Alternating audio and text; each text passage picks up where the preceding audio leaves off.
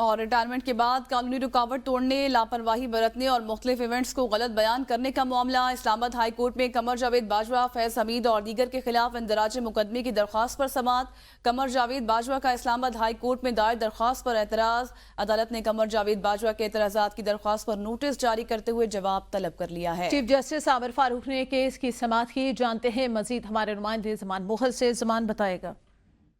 جی بالکل، آج justice retired Qamar Javed Bajwa کے جنرل ریٹائرڈ قمر جاوید باجوہ کے کیس کی سماعت اسلام آباد ہائی کورٹ میں ہوئی ہے، اور اسلام آباد ہائی کورٹ میں دوران سماعت باجوہ صاحب کے وکیل جو ہیں انہوں نے اعتراض کیا تھا، اور انہوں نے جو درخواست تھی اس کے اوپر بھی اعتراضات عائد کیے تھے، جس پر آج سماعت ہوئی۔ اور دوران سماعت چیف جسٹس اسلام آباد ہائی کورٹ کی طرف سے کہا گیا کہ ہم نے صرف قانون کو دیکھنا اور قانون کے مطابق آگے بڑھنا ہے، اور وکلا کے دلائل سننے کے بعد عدالت کی طرف سے حکم دیا گیا ہے کہ ایف آئی اے کو جو درخواست دی گئی ہے اس کے اوپر قانون کے مطابق کارروائی کی جائے، چونکہ ماضی میں بھی ایسے آرڈرز پاس ہو چکے ہیں جس کے اوپر کوئی بڑی بھی شخصیت ہوئی ہے، لیکن یہ کہا گیا ہے کہ قانون کے مطابق اس معاملے کو دیکھا جائے،